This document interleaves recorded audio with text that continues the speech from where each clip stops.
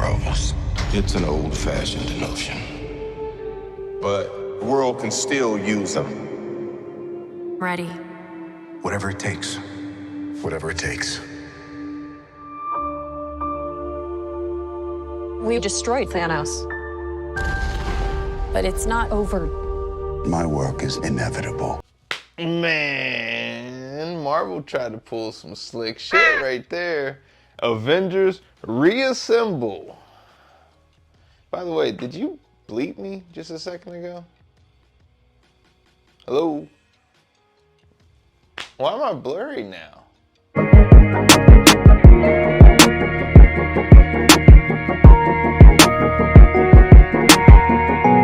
Welcome to today's show, everyone. Thank you so much for joining me. My name's The Bad Habits, aka TBH, and right now I'm here to do a non-spoiler review about the Marvels and cue a teaser. As you see from the title of the video, thank you to Movies and Beyond for joining me. Today we're talking about the Marvels. Non-spoiler first, okay? Best believe we're gonna get into some spoilers at the very end, but I will let you know when that time comes up. In the meantime, you're fully safe to watch this, and I'm just gonna discuss shit that's released in the trailer. And if you want to get straight to the spoiler section, go to this timestamp right here. So for starters, I'm gonna read the plot line of the movie. Once again, non-spoiler. Carol Danvers, aka Captain Marvel, yes, Captain Marvel, oh yeah, has reclaimed her identity from the tyrannical Kree and taken revenge on the Supreme Intelligence. She did take some revenge, let me tell you, yeah. However, unintended consequences see her shouldering the burden of a destabilized universe. Okay, I can see that. When her duties send her to an anomalous wormhole linked to a Kree revolutionary, her powers become entangled, cue Jada Pinkett Smith, with two other superheroes to form the Marvels. Yeah, alright. Okay.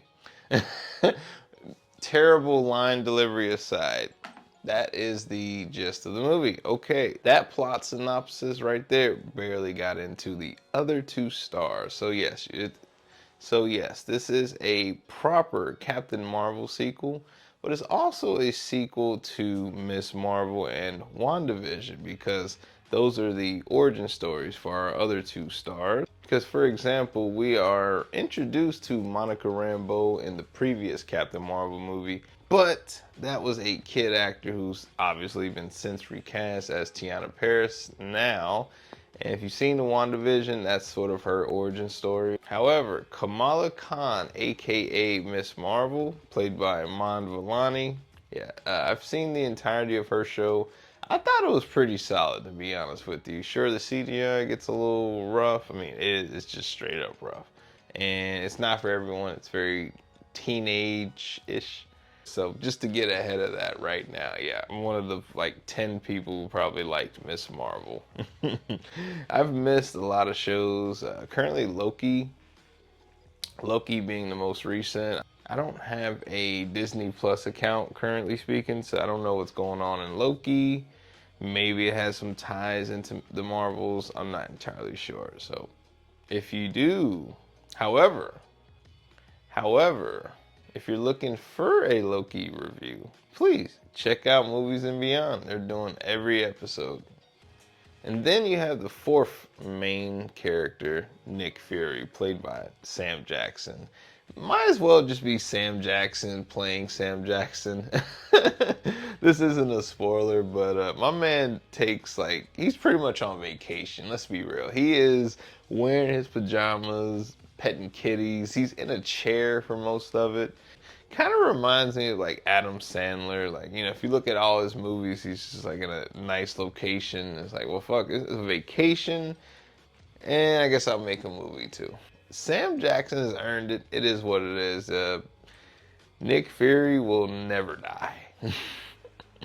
Next up, we have the villain of the movie, Dar-Benn, played by Zawe Ashton. And she's the biggest issue I'm gonna have with this movie. Yup. Whew, yeah. Not to compare her to a previous stale villain, but she has more personality than someone like Ronan the Accuser. So yeah, the biggest con is Dar-Benn. She is very generic. However, I understand her story very well. It's very simple. She's been wronged like any other villain, and she's come to take revenge. She wants her pound of flesh. Another big con that I thought was they put Valkyrie in the trailers. Let me just be real, y'all. She is not in this movie outside of that scene. So this is not a Love and Thunder sequel. I wish it was, because I'm also one of the 10 people who adore Love and Thunder. Yep. Gotta say, it was everything I wanted from a Thor Ragnarok sequel. Watching this movie, and yeah, based on that trailer they released like the day or two before the movie came out, man, it just sort of reminded me that Captain Marvel really was supposed to be the next leader.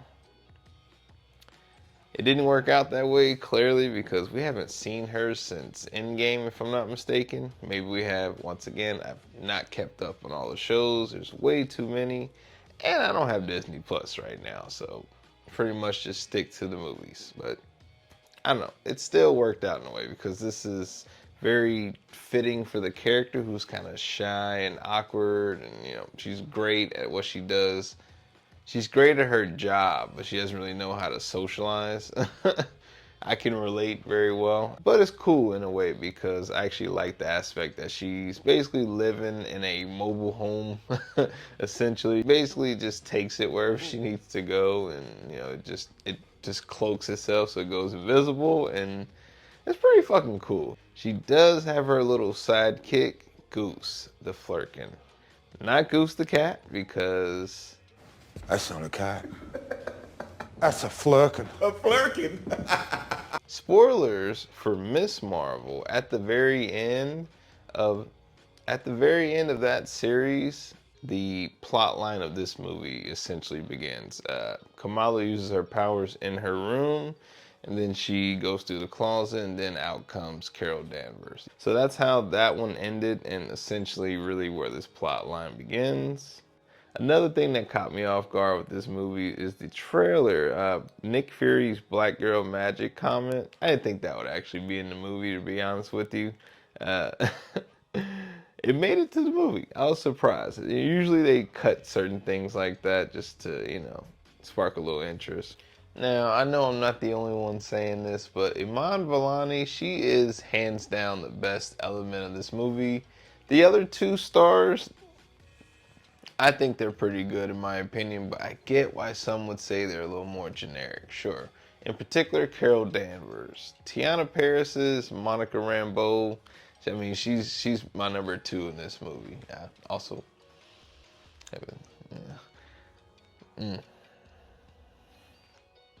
she's my number 2 in this movie, but number 1, yeah. Kamala is so goddamn charismatic. We'll get into that in the spoiler section. Now, for those of you who did not watch Miss Marvel, you may be a little hesitant seeing a kid as the co-star of this movie. Let me tell you right now, she is the most charismatic in this flick, okay? She carries this movie, straight up. She has all the one-liners in this movie. Of course, I can't really get into them, but yeah, no. Even in the background where she's not seen, you know, they may be 80 yards in, I don't know. She is filling the void in this movie. I thought it was funny at one point, Kamala's brother, you know, he's just a regular human thrown into this bigger world. I get it. You know, something happens. He's praying because he's fearing for his life. Nick Fury's like, are you praying? Well, don't stop now. We need all the help we can get. Amen. I thought that was really fun. Nice little charming moment. It really made me laugh. Earlier, I mentioned that Dar-Benn is generic, but let me tell you, she can take a hit. Like, we understand that the main focus of this movie is about the three Marvel characters taking on one person. It is a 3v1. Yeah, so I really can't move forward, honestly, without getting into the spoilers. So I'm going to give my rating now. Currently speaking, I have a rating of add it to the collection. I really enjoyed this movie. I did not enjoy the first Captain Marvel film. Didn't expect to really like this one, but I was really looking forward to it. I hope that makes sense. But yeah, once this releases, I will be buying a copy and adding it to my shelf over there. Looking forward to it. Also, really quickly, I took my mom to see this movie. We went and saw a matinee showing on Thursday, and frankly, we had a great time. I'm going to include some pictures. I had her do a thumbs up and thumbs down, just in case we didn't like it. But we both really loved it overall, and thumbs up. And we'll take it from here, TBH. We're Movies and Beyond, and this is our non-spoiler, quick thoughts on this absolute shit show of a film. Before we get started, I'm Callum. That's Kyle. We have just seen The Marvels. We just finished it. We've just got home. Separate homes. We don't live together, unfortunately. Although we'd like to. But still, let's talk about The Marvels. Kyle, let's start positive. What did you like about this film? Well, I was gonna ask Zara what she thought about it, but yeah, she hasn't seen it, so she's kind of lucky. I tried to make a joke there; it kind of fell to its face. I thought the film was not that bad. I'll be honest. I didn't. There's that obvious scene in the middle of the film that I was just like, no. He was dying. He was dying of cringe in his seat. If you just cut that out, yeah, the film would be a bit shorter. If you just cut that whole bit out, I'm up for it. A short film already, by the way. I know, exactly, but I'm saying it's just, the pacing felt off. The villain was the character themselves wasn't interesting enough, but their motives were, and I liked that. Awkward day in the Hiddleston household. That's Tom Hiddleston's wife. Really? Yeah. Ah, well, I mean, she really needs to take some lessons off of Hiddleston then, because you wouldn't think it. Yeah. I like the film. I think I'm probably going to like it a lot more than other people. I definitely like it than you. I wouldn't say it was a shit show, because it has some really I just good wanted ideas. to add some flair to it when we first started. Fuck off, you hate this film. I don't like it that much. You said you like it more than Quantum Mania, basically. No, I like Quantum Mania more than this. Yeah, that's what I mean. Yeah. Sorry, I said it the wrong way around. See, I'm the opposite. I like this more than Quantum Mania. I think Quantum Mania is a shit show. Just full of really just bad, like nothing in it's redeeming. In this, with what they do and they, the power swapping thing, that's not a spoiler. That was interesting. That was good, and it kind of made sense in a sense with the story a little bit. Obviously, I'm not going to spoil it, but I had a good time with it. Like I said, there's that one scene in the very, very middle of the film, which it just needs to go. It just didn't need to be. I remember we was on the car ride home and we was talking about it. And it was like, it had some really good stuff in it. It just had a lot of dumb stuff in it as well. And I could forgive all the other dumb stuff if it wasn't for that bit in the middle. Yeah. Going on to the characters, Captain Marvel, she's great. I wish she got a bit more in her own film. Yeah, because when the rest are free together, they work really well. But the standout is definitely Kamala. Absolutely, yeah. She was, without a doubt. She was the heart of the film. Yeah. I mean, the film wasn't...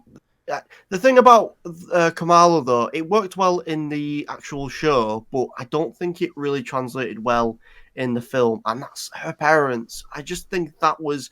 It kind of felt like what they did with Blue Beetle, where they had the parents, and they they were just kind of there, and it was like, don't really need to be here. Yeah. It was Now, kind of a little bit about me and Kyle is we both really like Ms. Marvel as a show.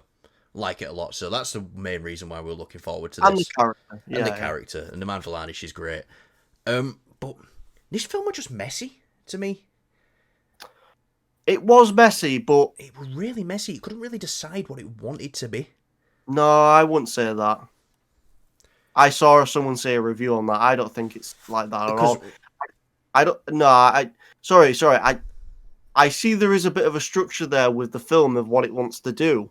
I just think there's a lot of shit that it's got clambering on top of it as well. I don't think it's in a mess of like it doesn't know what it wants to do. It's clear what it kind of wants to do. It's just there's loads of shit compiled on top of it. Yeah. That's how I view the film. Yeah. But would I say go see this film? Yeah, because there's a pretty fucking cool mid-credit scene. No post-credit scene. There's a mid-credit scene. And it's worth every penny that you pay to get in there, I'd say. Yeah, well, I'd say like at the end of the film, there's that little scene as well. Yeah, but that one's not very random kind of thing. That seems like it should have been a post-credit scene, but they put it in the film. Yeah, we won't talk about it too much. No, but, I just think it felt very random. But this film, what it does finally, it felt a bit more connected. It did feel a bit more connected. Yeah, definitely. But this is usually we're back the next day to watch a Marvel film, and I would say with confidence that this has been Marvel's worst year. But they've had some of the highest highs and some of the lowest lows. But yeah, out of 10, quickly, let's wrap this up. What do you think? I give it a 6.5. 5.5 from me. So, yeah, just want to say thank you to the Bad Habits for letting us grace your screens. Like I say, we've been Movies and Beyond. If you've stuck around to watch us and our part, thank you very much. And we'll see you guys later. If you're worried about spoilers, here's your warning. Before you go, please leave a like, comment, share, and subscribe. I really appreciate you. Please come back when you've seen the movie, or if you don't care, stick around for the spoiler section. I'll give you 10 seconds. What is this? What am I watching? Gaming Shenanigans by The Bad Habits. If you want to see what that's about, there's a whole playlist you could check out. Has it been 10 seconds, by the way? Spoilers. Let's get into it. I'm just gonna do the very fucking end of this whole thing. X-Men are coming, y'all, okay? Monica Rambeau goes to another universe, and they put that in the goddamn trailer where Darvin tears a hole in space-time. This fucking final trailer really spoiled it. And they really just, they shit the bed as far as I'm concerned. Anytime I see a final trailer coming out the day or two before you release, and it's some desperate shit like that, where you pull in, Robert Downey Jr. and Chris Evans, they ain't in this fucking movie at all. So yeah, that was my big frustration. I'm not sure if this is the very first fight sequence. I believe it is, but it takes place at the Khans' house. Oh man, they tear that place up. And I really appreciate the Khans who, have basic household items, like mops, for example, and they're fighting otherworldly creatures with basic shit. Of course, it's not doing anything, but I appreciate the attempt. Speaking of the Khans, the brother is married. In Miss Marvel, for example, the wife is a major character, so I found it weird that she wasn't in this. At some point, the mom's like, it's a big house. She start filling it up. It's like, he ain't gonna be able to do that alone unless he's, I don't know, unless he's like Goose the cat, because yeah, Goose has offspring now. In the trailers, you see an army of Flurkins. That's a thing. At one point, there's a bit of a Titanic situation where we need to evacuate, and there's not enough boats, or in this case, escape pods. Sure, So they use the Flurkins to eat people and travel that way. It's really smart. I'm sorry. I thought this was really fun. It is a get out of jail free card because it's right when they have no other option. But it's quite the payoff when you have a bunch of cute little cuddly CGI, not kittens, Flurkins. A bunch of those running around swallowing people while Memory from Cats plays. Yeah, no. Well done. Well done. I found it weird that the recent trailer is basically spoiling the movie because we killed Darben at the end of this flick. So, you know, it's one of those where we can't reform her. They try, but I guess she gotta go. And the whole thing about the hole in space-time, yeah, that's the very fucking end of the movie. So Monica is the one who seals that, and that's how she ends up in the alternate world where we have our ex-folk. I'm just gonna say something different every time. Around that point where I was like, oh, how are they gonna seal? Oh, shit. Sacrificial Negro, you know. They gotta live. Closes it. This movie's way more cinematic than the first one. It even brings in some of the illustrations that Miss Marvel does into the actual flick. It's really more in the beginning, but they even have like split comic panels that remind me of, I don't know, the Hulk Ang Lee's version, for example. Yeah, no, it was nice little touches. Yeah. Way better than the first movie, because I didn't think that had really any personality behind it. Some may think that about this one, and that is fair. That's why we have opinions. Welcome to the internet. There's this planet called Aladna, if I'm not mistaken. I might have butchered the name. I believe I said that right. Where they only communicate via song. So if you're speaking like we normally would, most people will not understand you. Unless you're bilingual. I thought that would weigh down on me, but I didn't think it overstayed its welcome personally. And I don't like musicals very often. I just, it's hard for me to get engaged, but I actually laughed a lot during this one. It's poking fun at it. Yeah, they even turned Captain Marvel into a Disney princess. So people are gonna be pissed. But yeah, no, I thought it was a great little like, hey, fuck you. But also it's like, you know, Disney promoting Disney. That's a shame when people promote themselves. Gaming shenanigans. Overall, this is a movie I'm really gonna like to do a follow-up review. Unfortunately, with my new schedule, I kind of had to review this and get this one out. All right, y'all, that's enough blabbering. Thank you so much to Movies and Beyond for joining me. Thank you so much, everyone, for tuning in. Please like, share, subscribe, share with your family and friends. We would really appreciate it. My name's The Bad Habits, aka TBH, and I'm signing out, y'all. Deuces.